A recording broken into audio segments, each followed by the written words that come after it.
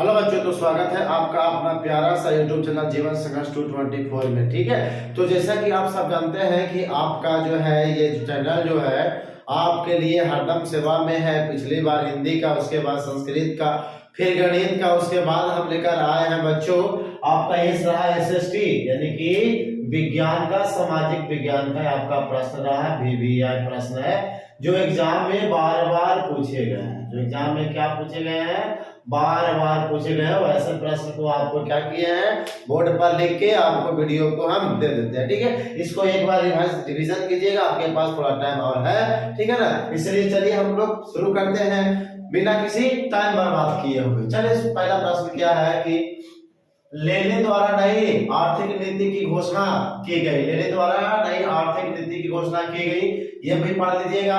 ठीक है, दूसरा है हो चिन मिन मार्ग क्या है, आप सब पढ़े होंगे हो चिन मार्ग के बारे में, उसके बारे में एक बार पढ़ लीजिएगा। ठीक है, उसके बाद आ गया रॉलेट गेट क्या है, इसे आप क्या समझते हैं। ठीक, इसी प्रकार रॉलेट गेट है, उसकी इसी प्रकार अगला क्वेश्चन है। ठीक है, रूसी क्रांति के प्रभाव की विवेचना करें। ठीक है, रूसी क्रांति के प्रभाव की विवेचना करें, सॉरी बच्चों, विवेचना करें। ठीक है, पांचवा नंबर है नगर निगम की आय के स्रोतों को लिखिए। टैक्स वगैरह वसूल के जो करता है ना जमा। छठा नंबर क्वेश्चन है वैश्वीकरण के घटकों को विस्तार से लिखिए। वैश्वीकरण के घटकों को विस्तार से लिखिए, ये आपका है छठा प्रश्न है। ठीक है, तो सातवां प्रश्न है सौर ऊर्जा का उत्पादन कैसे होता है। इसका उत्पादन राजस्थान में ज्यादा होगा क्योंकि वह रेतीला एरिया है।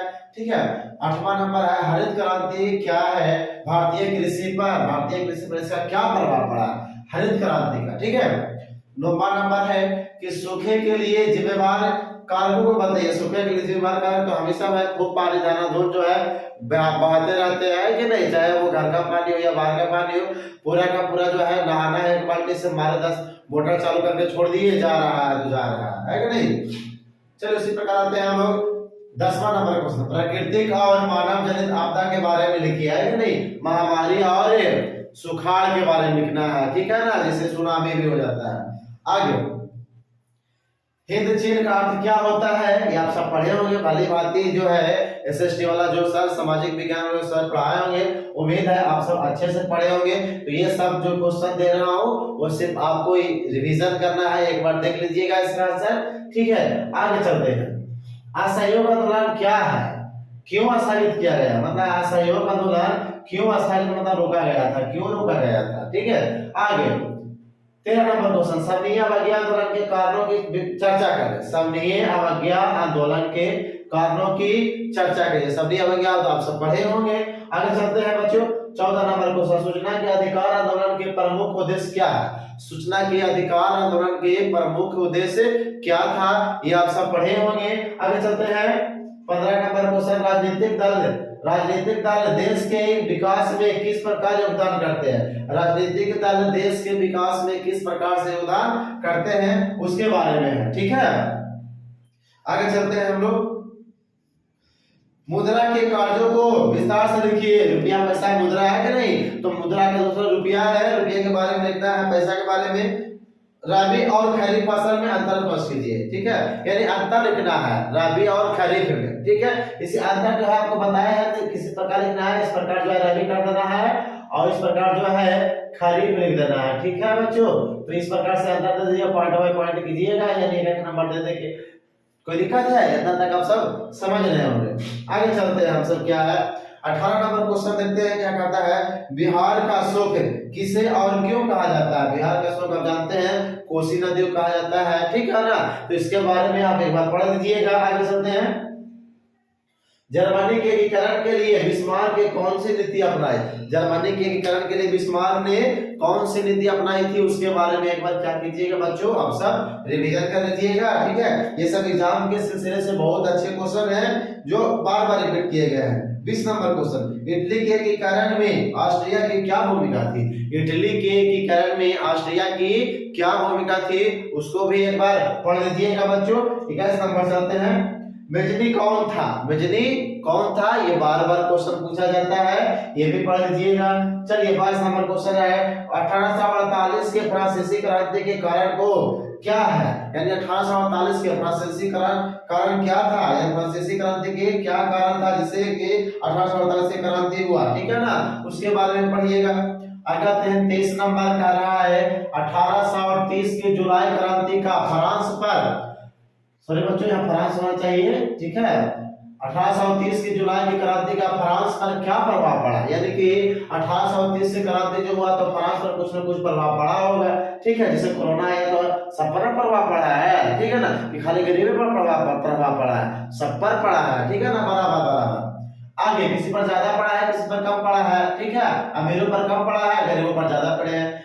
तो बिस्मार्क के कार्यों पर चर्चा करें, यानी बिस्मार्क आप सब जो है सामाजिक विज्ञान में अच्छे से अध्ययन किए होंगे, तो ये आपको भी पता होगा कि बिस्मार्क के क्या क्या कार्य था उसके बारे में लिखिए। फिर 25 नंबर क्वेश्चन है लॉ एवं रक्त की नीति किसने अपनाया था, ये भी आप पढ़े होंगे, ठीक है ना, तो ये सब जो है प्रश्न को आप दोबारा से रिवीजन कर लीजिएगा, ठीक है, हो सकता है आपका इसमें से 2-4 प्रश्न जो है एग्जाम में परीक्षा में सामाजिक विज्ञान की परीक्षा में आ ही जाए, तो उसको आराम से जो है लिख कर आ जाइए, ठीक है ना, कोई दिक्कत ना हो, आप खुशी से जाइए, खुशी से लिखकर चल आइए एकदम प्रसन्नता से, ठीक है। आगे चलते हैं, 28 नंबर क्वेश्चन है राष्ट्रवाद क्या है, तो राष्ट्रवाद भी आप सब भली भांति पढ़े होंगे, ठीक है, तो राष्ट्रवाद के बारे में भी बढ़िया से लिखाइएगा सुंदर राइटिंग में एकदम, ठीक है। आगे 27 नंबर क्वेश्चन है कि मेटरनिख कौन था, यूरोपीय इतिहास में वह क्यों विख्यात है, मेटरनिख कौन है बच्चों, मेटरनिख कौन था, यूरोपीय इतिहास में वह क्यों प्रसिद्ध था, यानी विख्यात था, प्रसिद्धि क्यों था भाई मेटरनिख, तो उसके बारे में एक बार अध्ययन कीजिएगा।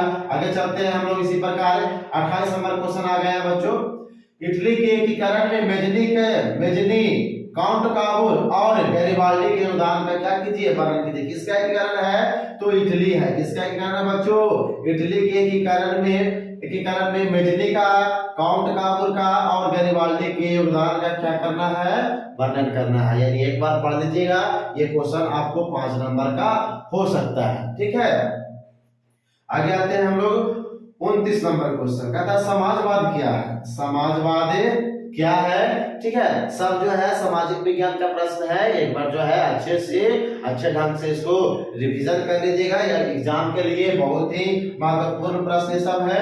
आगे चलते हैं बच्चों, अक्टूबर क्रांति से आप क्या समझते हैं, अक्टूबर क्रांति से आप क्या समझते हैं, ये भी पढ़िएगा। अगला प्रश्न है पूंजीवाद क्या है, ठीक है, पूंजीवाद क्या है। आगे प्रश्न चलते हैं, सबसे अंतिम प्रश्न, आई होप कितना सारा क्वेश्चन आप सब समझ लिए होंगे, ठीक है, तो इसी प्रकार लास्ट क्वेश्चन है, आगे समझिए, खूनी रविवार क्या है, ठीक है ना, खूनी रविवार या लाल रविवार, ये सब जो है बहुत VVI क्वेश्चन है, एग्जाम में बार रिपीट किया गया क्वेश्चन है। उम्मीद करते हैं ये सब आप जो है रिवीजन कीजिएगा और मेहनत जो है पूरा कड़े मेहनत कीजिएगा, ताकि आपका जो है रिजल्ट बढ़िया आ सके, अच्छे नंबर से आप उत्तीर्ण हो सके, ठीक है ना। तो इसी प्रकार मिलते हैं इसका सेकंड पार्ट में, ये है हमारा फर्स्ट वीडियो है, ठीक है ना, इसका सेकंड पार्ट भी हम लोग लाएंगे, ठीक है, अभी और भी प्रश्न इसका बनेंगे, SST का और भी प्रश्न आपको देंगे, ठीक है ना, तो अच्छे से मन लगाकर पढ़ाई कीजिए, और आपका ये चैनल है इसको थोड़ा सा अपने साथियों के साथ शेयर कीजिए, लाइक कीजिए और सब्सक्राइब कीजिए। चलते हैं, जय हिंद।